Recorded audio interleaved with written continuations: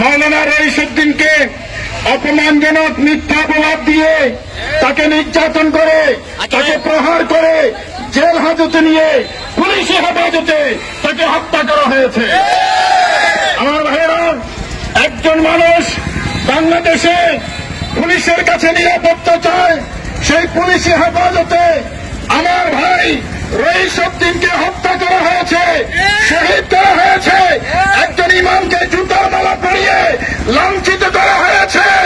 বাংলাদেশে লক্ষ লক্ষ আলেম, লক্ষ লক্ষ ইমাম, লক্ষ লক্ষ মুফতি, লক্ষ লক্ষ মুহাদ্দিস, আমরা সবাই অপমানিত হয়েছি। আমরা শহীদ আলিমকে হারিয়েছি, আজকে পর্যন্ত বিচার পাই নাই। শহীদ লিয়াকতকে হারিয়েছি, আজকে পর্যন্ত বিচার পাই নাই। শহীদ নুরুল ইসলামকে হারিয়েছি, এখনো বিচার হয় নাই। আল্লামা বাকিবিল্লাহকে হারিয়েছি, এখনো বিচার হয় নাই। আমরা 26 তারিখ মাঠে নেমেছি, এবার বিচার আদায় করেই ছাড়ব। আজকের এই প্রতিবাদ সভার সম্মানিত সভাপতি এরফানিয়া দরবার শরীফের পীর তরিকত আল্লামা মাহবুবুর রহমান আল কাদি সাহেব, উপস্থিত সর্বস্তরের সুন্নি জনতা, রাহিমানি ওয়া রাহমাকুমুল্লাহ। আমার ভাইরা, আমরা অত্যন্ত ভারাক্রান্ত হৃদয়ে আজকে এই প্রতিবাদ সভায় উপস্থিত হয়েছি। আপনারা সবাই জানেন, বাংলাদেশের আহলে সুন্নাত ওয়াল জামাতের মতাদর্শের একজন তরুণ আলেমে দ্বীন, যিনি একাধারে একজন সংগঠক, একজন মসজিদের ইমাম, একজন মসজিদের খতিব, মাওলানা রইসুদ্দিনকে অপমানজনক মিথ্যা অপবাদ দিয়ে তাকে নির্যাতন করে, তাকে প্রহার করে, জেল হাজতে নিয়ে পুলিশি হেফাজতে তাকে হত্যা করা হয়েছে। আমার ভাইয়েরা, একজন মানুষ বাংলাদেশে পুলিশের কাছে নিরাপত্তা চায়, সেই পুলিশি হেফাজতে আমার ভাই রইসুদ্দিনকে হত্যা করা হয়েছে, শহীদ করা হয়েছে। একজন ইমামকে জুতার মালা পরিয়ে লাঞ্ছিত করা হয়েছে। বাংলাদেশে লক্ষ লক্ষ আলেম, লক্ষ লক্ষ ইমাম, লক্ষ লক্ষ মুফতি, লক্ষ লক্ষ মুহাদ্দিস, আমরা সবাই অপমানিত হয়েছি। আলেমকে অপমান করলে জাতি সম্মানিত হয় না। একজন আলেমকে, মসজিদের ইমামকে অপমানিত করলে রাষ্ট্র সম্মানিত হয় না। ইমামকে অপমানিত করলে পুলিশ সম্মানিত হয় না। ইমামকে অপমানিত করলে জনগণ সম্মানিত হয় না। ইমামকে অপমানিত করলে ইসলাম অপমানিত হয়। ইমামকে অপমানিত করলে ধর্ম অপমানিত হয়। ইমামকে অপমানিত করলে আপনার কোরআন অপমানিত হয়। এটা কখনো মেনে নেওয়া যায় না। সেজন্য আপনারা জানেন, তাকে একটা মিথ্যা অপবাদ দিয়ে লাঞ্ছিত করা হয়েছে, নির্যাতন করা হয়েছে, প্রহার করা হয়েছে। 4 ঘন্টা গাছের সাথে তাকে বেঁধে রাখা হয়েছে।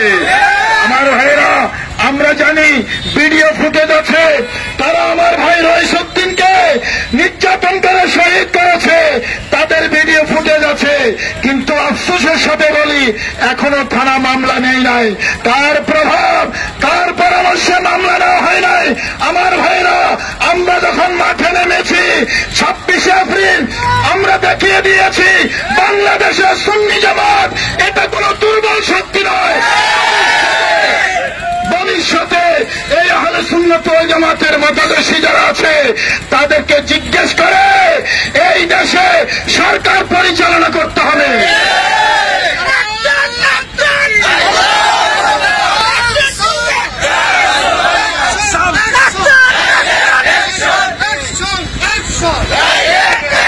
আমার ভাইরা, আমরা শহীদ আলিমকে হারিয়েছি, আজকে পর্যন্ত বিচার পাই নাই। শহীদ লিয়াকতকে হারিয়েছি, আজকে পর্যন্ত বিচার পাই নাই। শহীদ নুরুল ইসলামকে হারিয়েছি,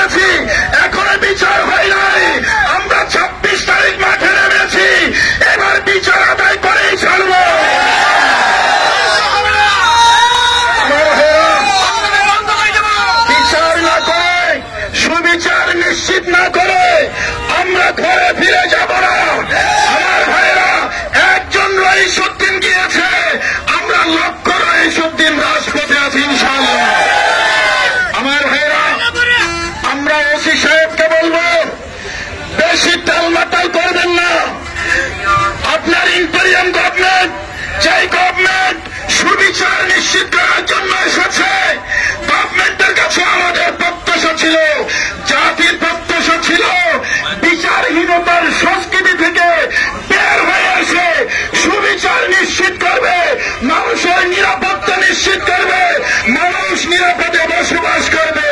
কিন্তু এইসব দিনের শাহাদাতের মাধ্যমে এটা প্রমাণিত হয়েছে, শুধুমাত্র ইউনিফর্ম চেঞ্জ হয়েছে, পুলিশের আচরণ চেঞ্জ হয় নাই।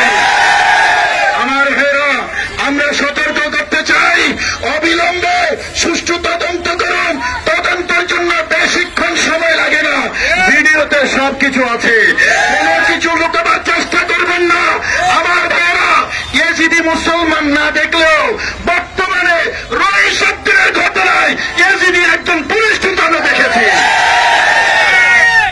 রহিসুদ্দিনের মুখে পিপাসার্ত রহিসুদ্দিনকে বারবার পানি দিয়ে আবার মুখ থেকে পানি ফিরিয়ে নেওয়া হয়েছে। 61 হিজরিতে ইমাম হুসাইনের ওই শিশুপুত্র হযরত আলী আসগরকে পানি না দিয়ে